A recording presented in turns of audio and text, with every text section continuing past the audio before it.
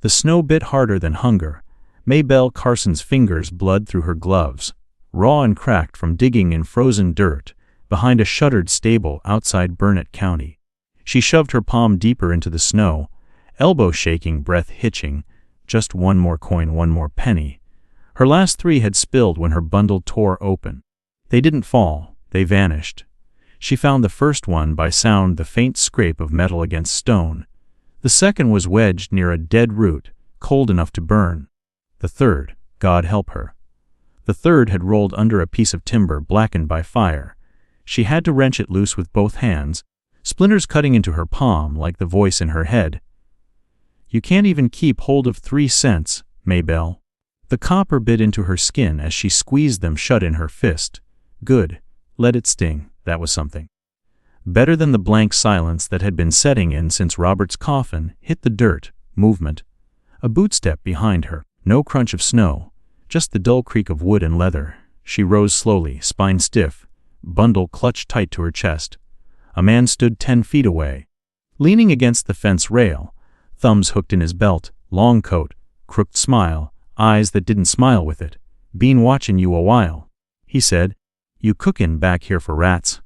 Or just making friends with the mud?" She turned without a word and walked. "Hey now," he called. "Don't get uppity. I'm just saying, a woman alone in this cold. You could make it easier on yourself. Hell, I got a room down in Marble Falls. Heat, whiskey, blankets. May didn't stop. You'll come around," he said, voice trailing behind her like oil on water. "They all do." She didn't look back until she'd cleared the stable wall. Then she dropped to her knees behind a broken wagon, pulled the skillet from her bundle, and set to building a fire, her matches. Only 3 left. Felt soft from damp. First one snapped. She bit down a scream. Second flared, then fizzled in the wind. Third last. She lit tucked between cupped hands, face inches from the snow. The spark held. She blew, coaxed, fed it twigs and prayer. A flame caught, then grew. She set the cracked clay pot over it and packed snow inside to melt. When the water bubbled, she'd poured in the handful of beans she'd begged from a disinterested shopkeeper. Then, from a pouch wrapped in oilskin, she added salt, pepper, thyme, and bay. The smell hit like a memory. Cornbread sundae, Mama's hands on her shoulders. She closed her eyes, just for a second. That smells like heaven that forgot to lock the door. May spun. An old man stood beyond the flames, white, bearded and rail, thin coat patched at every seam. He didn't come closer, just tipped his hat. "Didn't mean to spook you," he said. "Name's Ezekiel Boone. Folks call me Zeke. I don't have anything to share." "I didn't ask." He hunkered down slow, joints cracking, eyes fixed on the pot. "But if you're willing to trade a spoonful for a name, I'd call that fair." May hesitated, then nodded once. "Maybelle Carson. That's a good name." He didn't move. "You lookin' for work?" She laughed, one sharp bark that caught in her ribs. "Ain't no work for folks like me. There's a ranch, north end of the county, Rourke Place. 30 men, one hard bastard, and a kitchen that spit out more cooks than chew. I'm not lookin' to be spit out. You just walked 15 miles through snow with nothin' but a skillet and a broken heart," Zeke said. "Gentle now, girl. You're lookin' to survive." She handed him a tin cup and a ladle. He dipped, sipped, closed his eyes. "Lord have mercy. This is what stew's supposed to taste like." He opened one eye. "You give that man 7 days, and I reckon he'll keep you 7 years. May looked away. "What kind of man is he?" "Widower. Barn fire took his wife and unborn. Been colder than the devil's handshake ever since." She stirred the pot, jaw tight. Zeke pulled something from his coat, a wrapped hunk of cornbread, and passed it to her. "Main trail forks at Briar Rock. Go left up the ridge. You'll see the smoke. Leave at dawn and you'll be there by midday." May took the bread, held it in both hands like it might vanish. "Why help me?" she asked. Zeke stood, brushing snow from his knees. "Because you didn't water that stew down. You used everything you had." He turned to go, then paused. "They say Rourke ain't got a heart left," he said. "But hearts don't vanish, Maybelle. They just freeze. Sometimes it takes a fire to bring 'em back." He disappeared into the dark. May sat alone, the fire dying low, the stew nearly gone. Her hands ached, her feet bled inside her boots. She looked down at the skillet. Scarred, blackened, solid. That's what she had left, 3 pennies, a recipe, a promise to herself. She buried the last embers under snow and didn't sleep. At first light, she rose, slipped the cornbread into her bundle, walked to the trail, took the left fork at Briar Rock. Behind her, smoke rose from the stable she'd left. Not cooking smoke, not wood smoke, too black, too fast, her breath caught. Then she saw it, a second column of smoke, thinner, farther off, following. No prints behind her. But someone knew where she was headed. She gripped the skillet harder and kept walking. If he says no, I won't ask twice. But if he gives me a kitchen, I'll make him remember what warm tastes like. The man who watched her from the tree line didn't bother hiding his tracks. The smoke line stayed on her right all morning. Maybelle didn't stop, not once. Not when her feet bled through the toes of her boots, not when the snow turned to sleet, not even when she saw a buzzard circling low on the far ridge. She knew what that meant, knew it too well.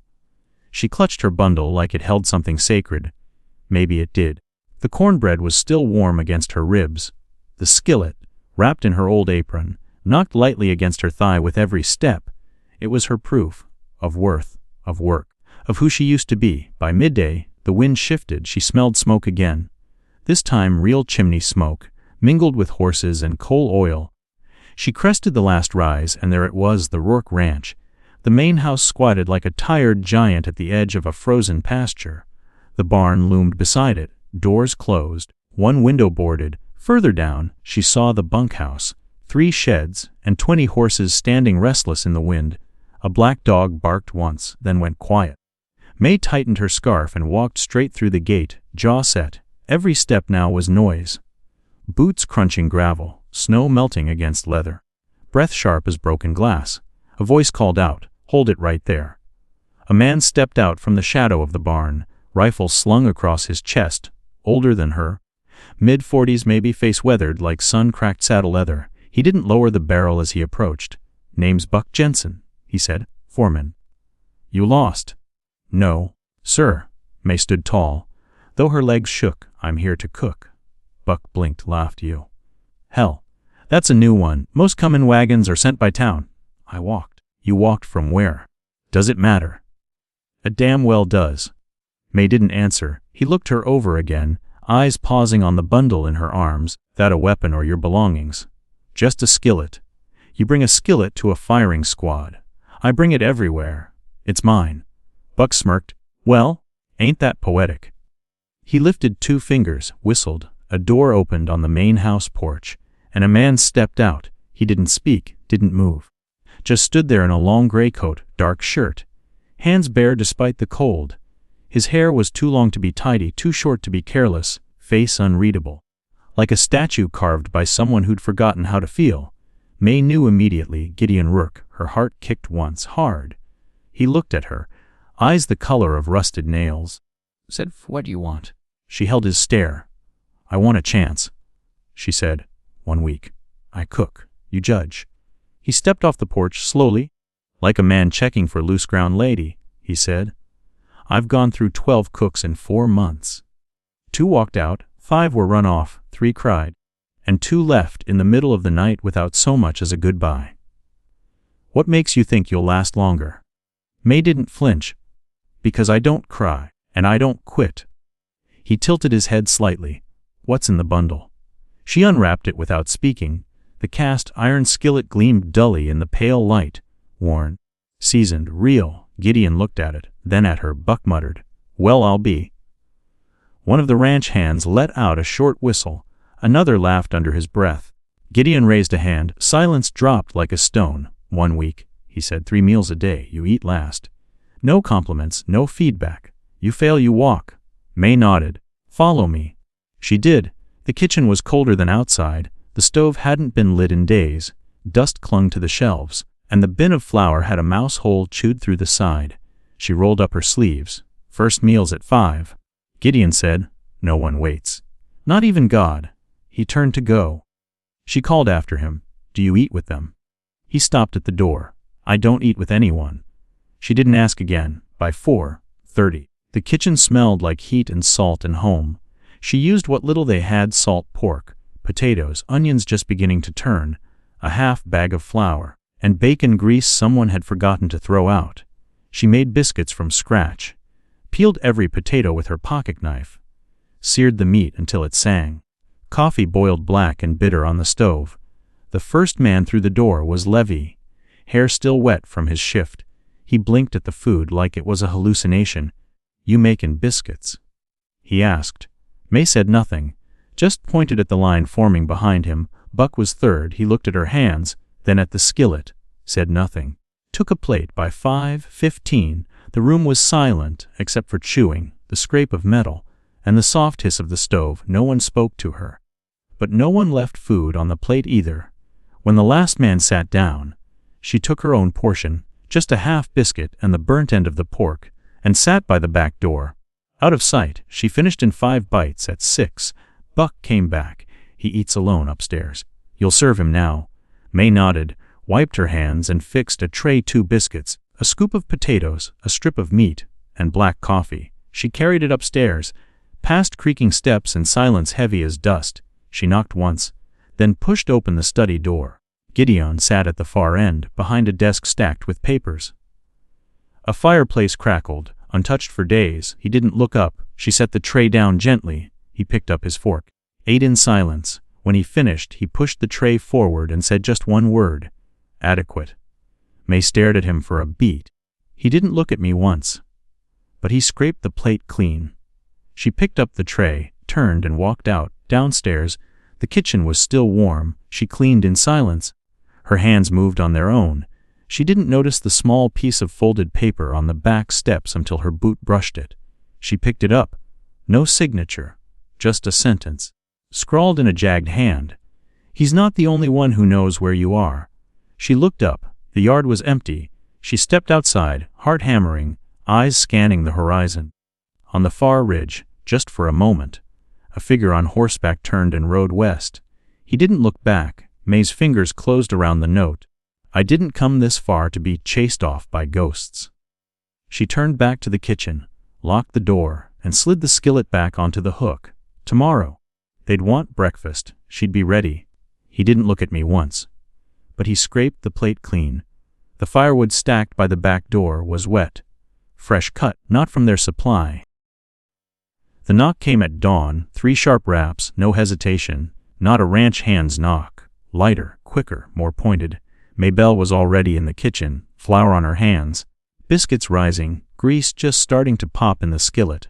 She wiped her palms on her apron and cracked open the back door. A woman stood there, gloved and proper in a dark wool coat buttoned to the throat, hat pinned neatly to her hair, tall, stern, familiar nose. "I'm looking for Gideon," the woman said. May blinked. "He's not. I'll wait inside." Without waiting, the woman stepped past her into the kitchen, eyes scanning the room like it might be hiding something shameful. She stopped in front of the stove. "Biscuits." "Yes, ma'am." "Gravy?" "Pan drippings." "And pepper." The woman looked at her fully for the first time. "You're not a maid. You're not a cook from town. You're not hired help." May stayed still. "I was hired. A week ago." The woman's gaze narrowed. "And where exactly are you sleeping?" Before May could answer, the door to the front hall opened. Gideon stepped in, boots damp with snow, collar turned down, jaw tight. "Nettie," he said. She turned toward him. "Well, you still remember my name. What are you doing here?" "I got word a woman's been staying in the main house. Cooking meals. Taking over Elizabeth's kitchen. Thought I should see it with my own eyes." Gideon didn't flinch. "You've seen it. She's living here, Gideon. I said she could stay." Nettie looked back at May, voice cold. "What's your last name?" "Carson." Nettie's mouth curled. "How long until the ring follows the skillet?" May set down the spoon she was holding, not loud, just deliberate. "I came here to cook," she said quietly. "I walk to the bunkhouse every night.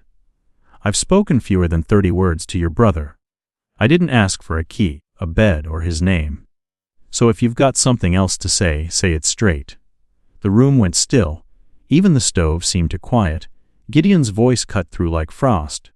"That's enough." Nettie didn't respond.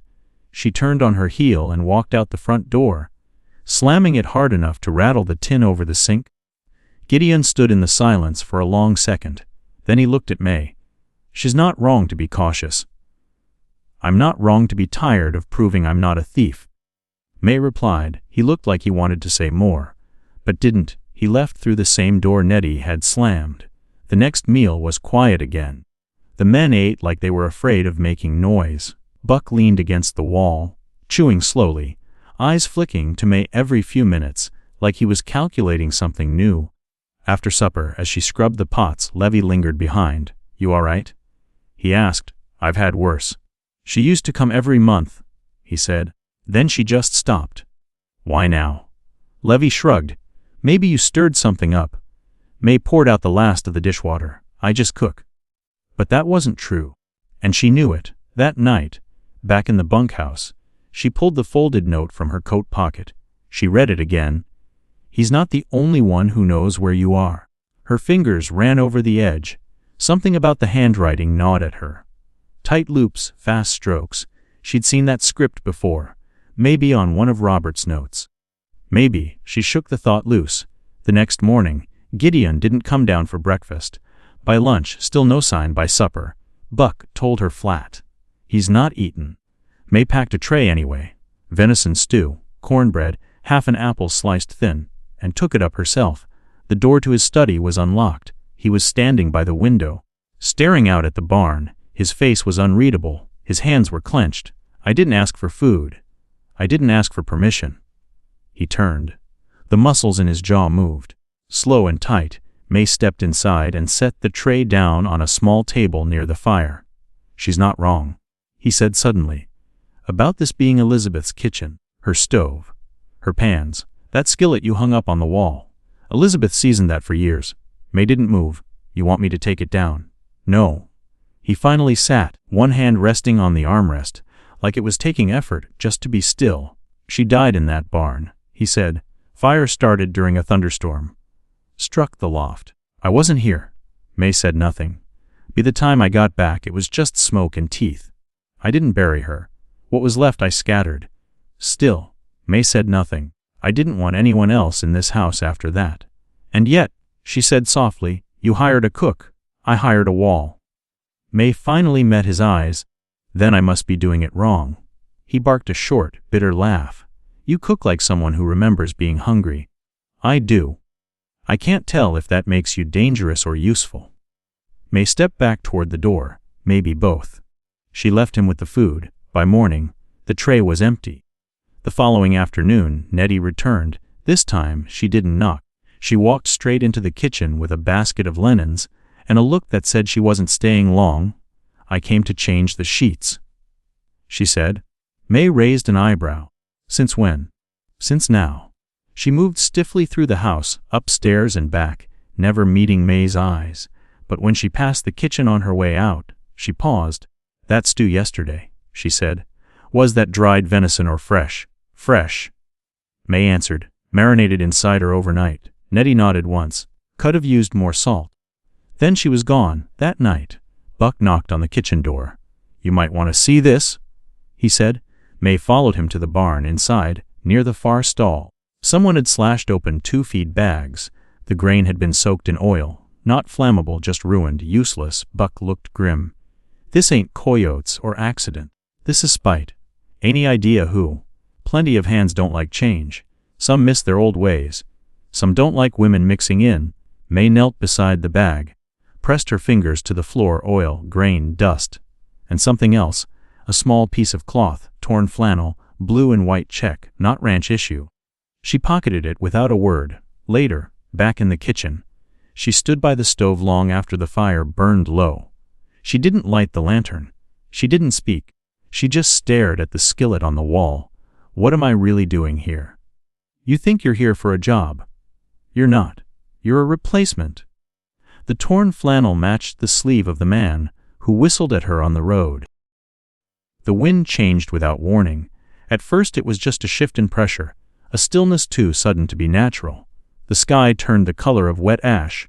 Horses grew restless. One kicked its stall, another let out a thin, nervous whinny. Maybelle was in the kitchen, chopping onions, when she felt it. gooseflesh rising along her arms. Knife pausing mid-cut, she stepped to the window. Snow still covered the hills, but the air had weight now, heavier than weather. Buck burst through the back door without knocking. "Lightning hit near the ridge," he said. "We think the old barn's caught." May didn't hesitate. She dropped the knife, grabbed her shawl, and ran outside. The wind screamed sideways, dragging smoke with it. Men were already saddling horses. Levi sprinted toward the barn, shirt half buttoned. Face pale. "She's burning," someone yelled. Then a sound broke through everything else. Wood splintering, a crack like bone. "The south beam's gone!" Buck shouted. "We got men inside!" May didn't think. She ran. The barn stood like a dying beast, flames licking up its side. Smoke poured from the rafters. One door was open. Swinging wildly, heat rolled out in waves. "Who's in there?" she shouted. "Levy," Buck barked. "He went in after a horse." "Goddamn idiot, kid," someone muttered. The flames surged again. A window shattered above them. May turned to Buck. "Where's Gideon?" He didn't answer. She ran toward the barn. "Don't," someone called. "It'll collapse." But May was already inside. The smoke was a wall. Her eyes watered instantly. She dropped low, crawling beneath it. The heat stung every inch of exposed skin. Sparks rained down from the loft above, and the walls groaned like something alive. "Levy," she called, voice ragged. "Levy, where are you?" A cough answered her, followed by a thud. She followed the sound, hand outstretched, blind and gasping. Her fingers hit something soft, cloth, then bone. Levy was sprawled near the far stall, pinned beneath a half-fallen beam. His leg was twisted, face streaked with ash. "I can't," he choked. "I can't move." "Don't talk," she rasped. "Breathe slow." She hooked her arms under his shoulders and pulled. The beam didn't budge. Her hands slipped on the scorched wood. "Don't leave me," Levi begged. She didn't. May braced her shoulder under the beam, dug her boots into the straw, and pushed. It shifted. Barely. Then another pair of hands joined hers. Gideon, he didn't speak, just looked at her once. Eyes wild, jaw clenched. Then heaved with everything he had. The beam rolled. Just enough. May pulled Levi clear together. They dragged him toward the door. The roof gave a low creak behind them. "Go," Gideon shouted. They broke into the cold just as the loft collapsed, sending a wave of sparks roaring out behind them. The barn groaned, shuddered, and slumped to one side. Fire blooming through the roof like a second sunrise. They hit the snow hard. May landed half on top of Levi. Her palms were blistered. Her shawl was smoking. She didn't care. He was breathing. Gideon fell to his knees beside them, chest heaving, eyes locked on the flames. For a long time, none of them spoke. Then May turned her head and looked up at him. "You came." His voice cracked. "This time, I did." Someone ran for the doctor. Others brought blankets. May barely felt the hands on her shoulders. The water thrust into her hands. The muttered curses and praise. She only felt the heat leaving her skin, and the weight of Gideon's silence beside her. Later, when the barn was nothing but a smoldering ribcage of timber, May sat by the fire in the kitchen, her palms wrapped in linen. Gideon leaned against the doorframe, watching her. He hadn't said more than 10 words since they'd pulled Levi out. "I couldn't move," he said finally. May looked up.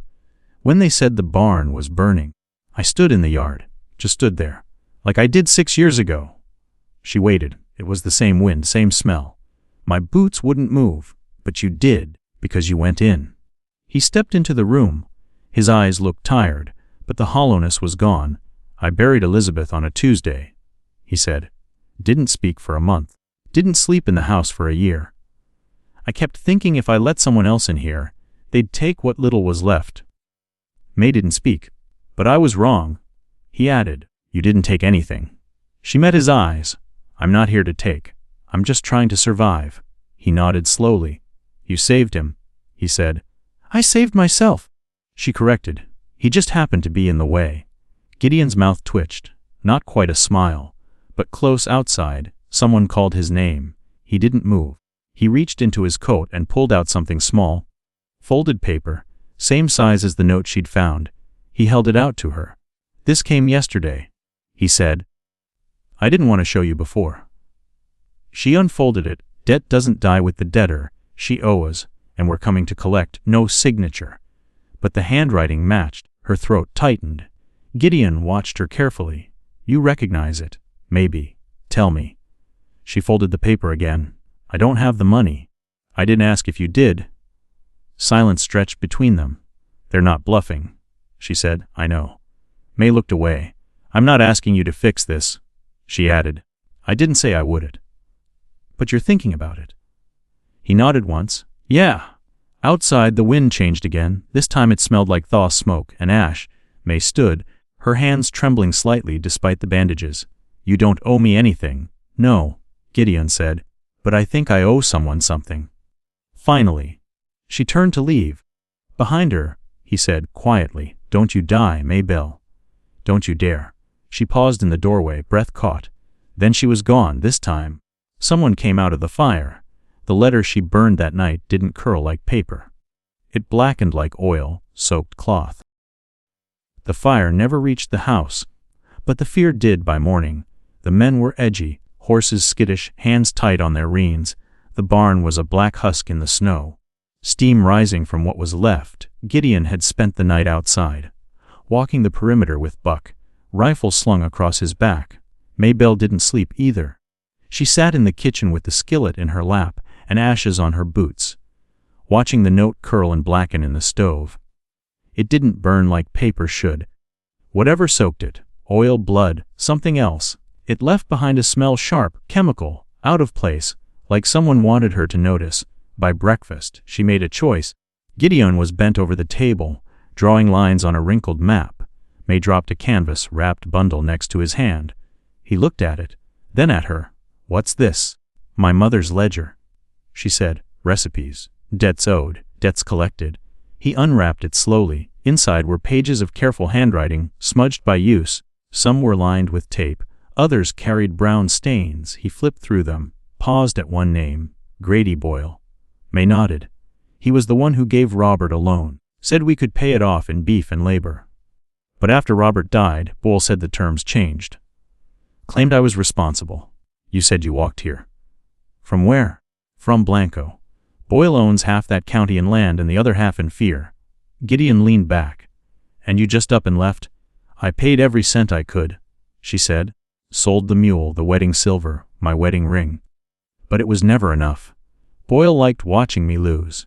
And now, I think he's sending someone. Gideon tapped the bundle. You think or you know? I know the smell of warning. I know what it feels like to be hunted. He studied her for a long time. Then he turned to Buck, who stood by the door. Double watch rotation, he said, and lock up the grain stores. Whoever's coming, they're already close. Buck nodded, disappeared without a word. Gideon looked back at May.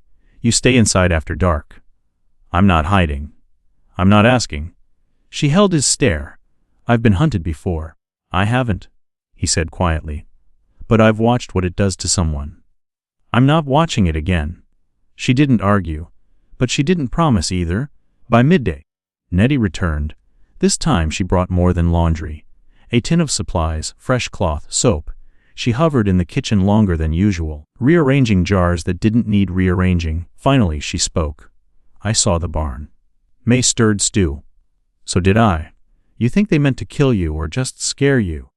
I think men like Boyle don't care about the difference. Nettie was silent a moment. My father burned our orchard once, she said. Set the trees on fire to spite a neighbor. Said if he couldn't sell the apples, no one would. May stopped stirring. I remember the sound. Nettie went on. It wasn't loud. It was like listening to someone die slow. Why are you telling me this? May asked. Because you're not the only one who grew up knowing how spite tastes. May looked at her, really looked. There was something behind Nettie's clipped tone and starched collar. Something frayed. Did you love her? May asked. Nettie's jaw tightened. Elizabeth. May nodded. She was my sister-in-law? Nettie said, but she was more than that. She was the one person in this house who looked me in the eye. She made Gideon human. When she died, so did the part of him that cared. And now, I don't know. Nettie admitted, but you're stirring the ashes. Before May could respond, a gunshot cracked outside, then a scream. Both women ran to the door. Buck was already shouting orders, rifle drawn, one of the ranch hands. Tommy, barely 20, was bleeding from the shoulder. Another rider had fled west, already vanishing behind the ridge. He had a mark on his coat. Tommy gasped. A circle, with a line through it. May felt her stomach drop. That's Boyle's, she said. Gideon appeared beside her. You sure? I saw that mark burned into the side of our barn when he took the mule. He calls it the debt brand. Says it means no one forgets what's owed. Buck barked at two men to follow the rider. No pursuit. Gideon ordered. That was a warning. May turned to him. It won't be the last. He looked at her, face unreadable. Then we stop warning back. That night, the men doubled their watch. May stayed in the kitchen, boiling linen strips for Tommy's wound. The boy hadn't passed out, but he was pale, shaking. She sat with him while he muttered through the fever. He just came out of the trees. He whispered. Didn't even take aim. Just shot. Like I wasn't real. She touched his wrist. You're real. You're here, he nodded. Thought I saw someone behind him. Bigger man. May's blood went cold. Boyle wouldn't come himself. He sent others. Watched from the edge. She rose quietly, went to the stove, and took a piece of burnt cloth from the edge of the firebox. The one that didn't burn right. She rubbed it between her fingers. Still oily. Still wrong. She didn't sleep that night.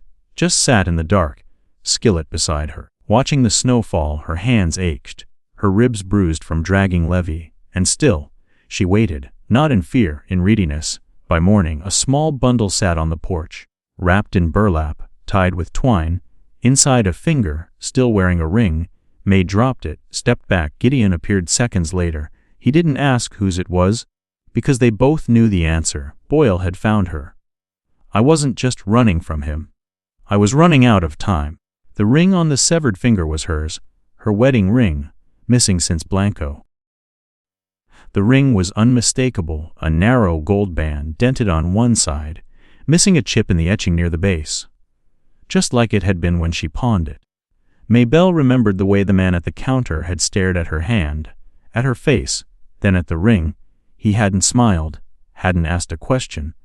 He'd just said, "You'll be back for it." She never was. Now it had returned without her asking, wrapped around someone else's bone. She sat at the kitchen table, staring down at the burlap, wrapped bundle like it might move. Gideon stood in the doorway, arms crossed, jaw tight enough to snap. Whoever it was, he said finally. Boyle sent them to send a message.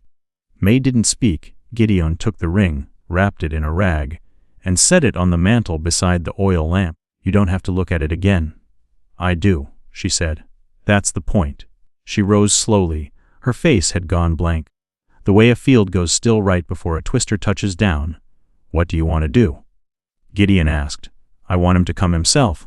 She said, I want him to stop hiding behind boys and burned barns and butcher's tricks. That's not who Boyle is. I know. Her voice was calm, too calm. That means we're going to have to force his hand. Gideon said, Can you? She asked, turning to face him. Can you take this all the way? He met her eyes. You think I can't? I think you've spent years building fences to keep your grief in, and I just watched one of them burn down. That landed. He flinched, but didn't look away. Then he nodded. We'll bait him. How? You. The silence between them stretched. You want me to walk into town? She asked. No. I want him to think you will. That afternoon, word spread fast. A note was posted at the general store in Blanco. Another nailed to the church door in Carson's Ridge. Both handwritten, both unsigned, just one sentence. Maybelle Carson is returning to claim what's hers. They rode out that night. Gideon, Buck, and May. Looping the long way through the North Trail, avoiding roads, they circled back by dawn, holed up in an old trapper's cabin 5 miles from the ranch. From there, they waited. Snow fell again, thick and heavy, the kind that muffles footsteps and blurs shapes. May built a fire from damp wood, smoked the room on purpose. She cooked only once, cornmeal, fatback, and water, then left the skillet out where it could be seen through the window. By the third day, Buck spotted movement on the ridge. 3 riders, then 4. They stayed back watching. Won't take long now. Buck muttered. That night, Gideon pulled May aside. You know this only works if he thinks you're vulnerable. She nodded. I am. He touched the bandages on her hands. still raw from the barn fire. Not like that. She looked at him. I know what I'm walking into. I just want to hear you say you'll come out of it. I'll try. He hesitated. Then, in a low voice, asked ye, was the ring all you lost when he came? She looked past him, out the window. No, she said. I lost who I used to be. That night, she slept beside the fire, wrapped in her mother's shawl. She dreamed of Blanco, of the porch light blinking out, of Robert's hand slipping from hers, of footsteps in the dirt, hers and someone else's, one set walking away, one set following. By dawn they had movement. A horse was found wandering near the river. Saddle empty, reins cut. Gideon tensed. They're trying to draw us out. May walked outside, looked at the tracks in the snow. The hoofprints led back east, toward the gulch. No, she said. They're not drawing us out. They're circling behind. Buck raised a brow. How you figure? Because that's what Boyle did the first time, she said. He sets noise in one direction, then slides in the back door. They rode hard for the ranch. The bunkhouse was dark, too dark.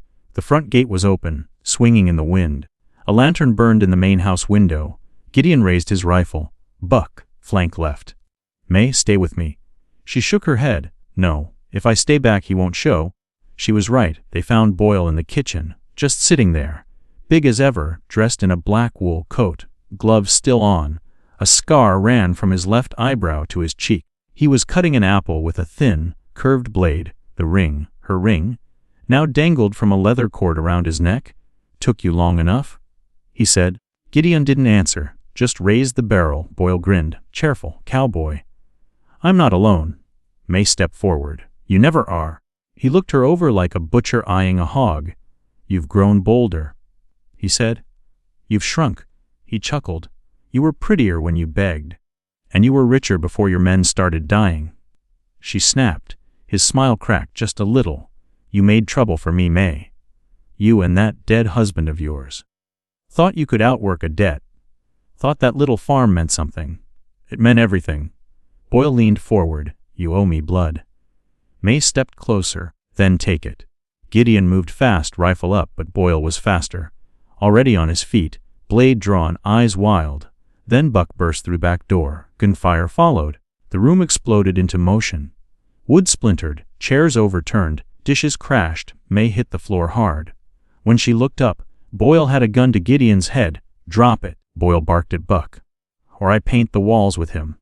Buck froze. May stood slowly, hands raised. Let him go, she said. I'm the one you came for. Boyle sneered. That's right. And I always finish what I start. He turned the gun toward her. She didn't move. You think dying scares me, she said. No, he said, but it should. Then a shot rang out, not from Buck, not from Gideon. From the window, Boyle jerked, stumbled. Blood bloomed across his chest. He collapsed without a word. Outside, a rider vanished into the trees. May ran to Gideon, who was already upright, bleeding from a shallow graze across his neck. Just a scratch, he muttered. They looked down at Boyle's body. The ring still hung from his neck. Gideon took it, handed it to her. She didn't cry, didn't speak. She just turned and threw it into the fire. I didn't come here to win. I came here to stop running. Outside, a second set of tracks led away. Deeper, heavier. From boots she didn't recognize. Snow erased most of the blood by morning. Boyle's body had been taken before dawn. Dragged out by two of his own, riding hard west, Buck followed the tracks for half a mile before turning back, shaking his head. Clean. He told Gideon, too fast. But it wasn't the blood or the missing corpse that kept Maybelle awake. It was the boots. She stood in the barn's wreckage. What was left of it? Snow piled against the charred frame, wind sighing through broken beams. She'd found the boot prints near the well. Heavy, deep, set apart from the others, not Boyle's men. Too big, too deliberate. She hadn't told anyone, not yet. Instead she worked. She scrubbed the kitchen floor until her hands stung. Re-hung the cookware. Cooked stew no one touched. She stitched the tear in Gideon's sleeve from the night before, left it folded on the back of a chair. She said nothing. Gideon didn't push. The ranch returned to something like routine, but it was thinner, like skin stretched over something wounded. Levy's limp hadn't healed. Tommy hadn't come back since the gunshot. Even Buck had gone quieter, checking the perimeter more than usual. 3 days passed before the rider came, alone, no flag, no insignia, wrapped in a waxed canvas duster, face covered in a scarf. He rode straight to the gate, dismounted, and tied his horse to the post like he belonged there. Then he knocked. May opened the door. He didn't speak, just held out a parcel, wrapped in brown paper. No name. She took it. He turned and walked back to his horse. "Wait," she said. He paused, turned slightly enough to reveal a single pale eye. The other was glass, clouded. "You with Boyle?" she asked. "No," he said. "I was with her." Then he mounted up and rode away. May stood still, the wind slicing through her shawl. She took the parcel inside, laid it on the table. Gideon appeared a minute later. "Who was that?" "I don't know." They stared at the parcel. Gideon unwrapped it. Inside was a book, leather-bound, heavy, no title. He opened it. Recipes, neat handwriting, familiar flourishes. "This is yours," he said. May nodded. "My mother's. But you have it." She shook her head. "Mine's missing 10 pages. She flipped through. Page 47, page 93. Gone. Page 105, ripped clean. In this one, they were all there. Gideon looked at her. "Where did this come from?" "Her," May whispered. "The rider said he was with her." She nodded. "Elizabeth." May didn't answer, but her fingers moved over the paper like she was touching something living. That night, she returned to the footprints. She followed them past the well, beyond the rise, down to the lower ridge.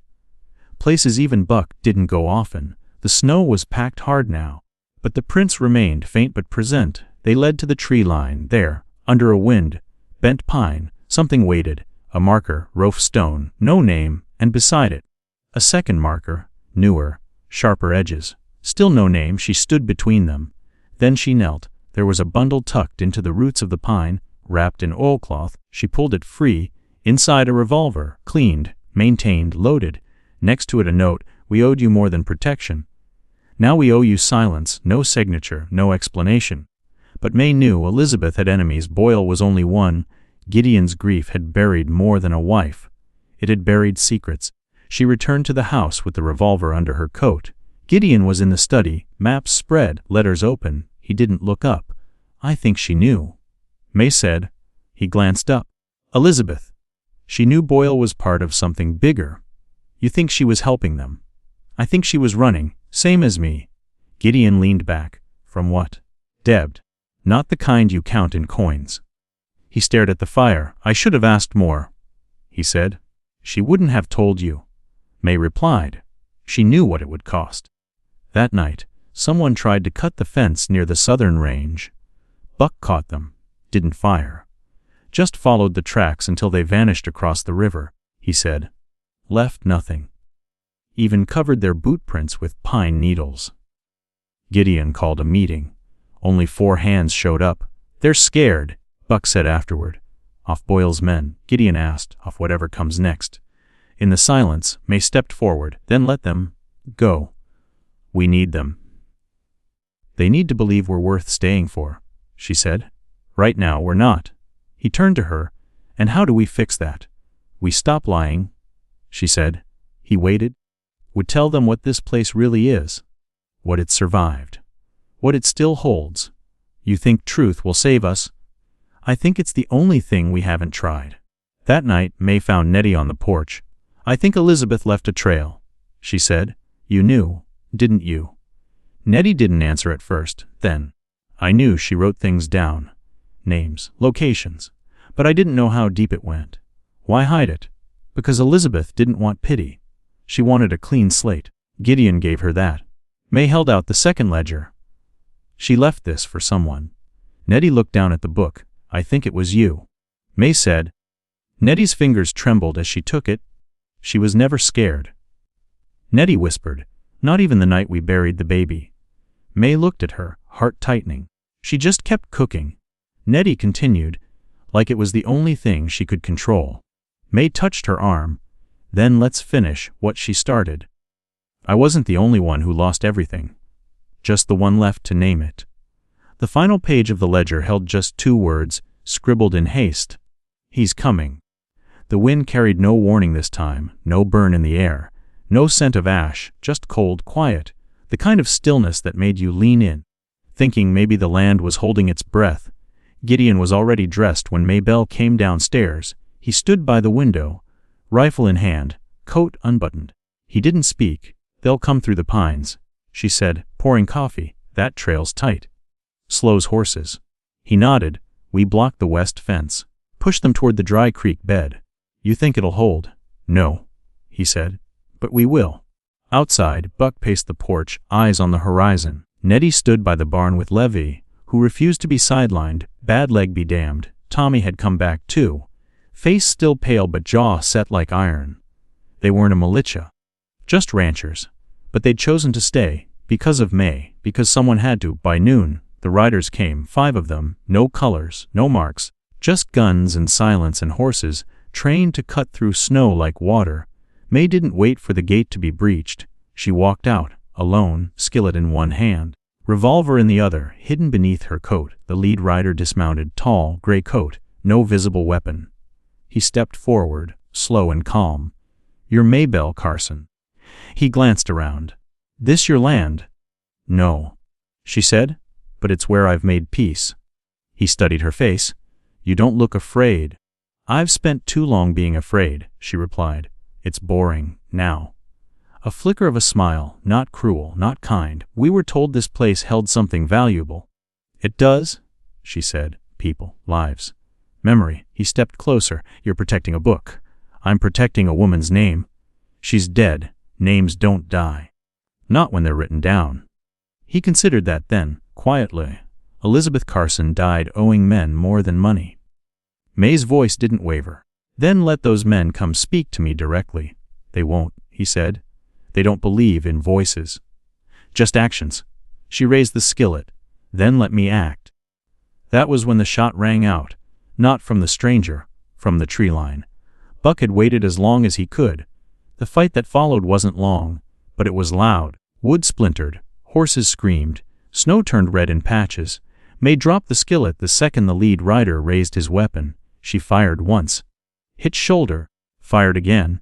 Hit air. Gideon covered her, sharp and fast, laying down rounds with the calm of a man who'd already buried too much. When it was over, 3 were dead, 2 gone. 1 wounded and crawling back toward the trees. The gray, coat stranger didn't move. He looked up at her from the ground, blood blooming across his side. "You're not her," he said. "No," May replied. "But I remember her." He died before he could answer. They buried the bodies beyond the fence, marked the graves only with stone, no names. No more names needed. That night, snow fell again, soft, clean. Gideon sat on the porch, watching it cover the wounds in the earth. May brought him stew. They didn't speak for a while. Finally, he said, "You staying?" She looked out over the ranch. The barn would need rebuilding. The fence needed patching. Nettie had asked for help cataloging the root cellar. Livy wanted her recipe for honey cornbread, and the ledger still had names. "I think I am," she said. He nodded. "This place, it doesn't fix people, but it holds them together." She smiled. "Sometimes that's enough." They sat in silence. Then May spoke again, softer this time. "I never wanted to be a fighter," she said. "I just didn't want to be forgotten." "You won't be." She looked at him. "And Elizabeth?" "She never was," Gideon said. "She was just buried in too much silence." May leaned back, let the wind touch her face. The ring was gone, the debts were done, but something remained, not just survival. Meaning. In the kitchen, the fire crackled low, a pan simmered. The smell of stew drifted through the walls, familiar, human, and on the mantel, beside a folded piece of cloth, the second ledger sat open, a name newly written, not Elizabeth, not May, just one word: home. Not all fires destroy. Some burn just enough to light the way.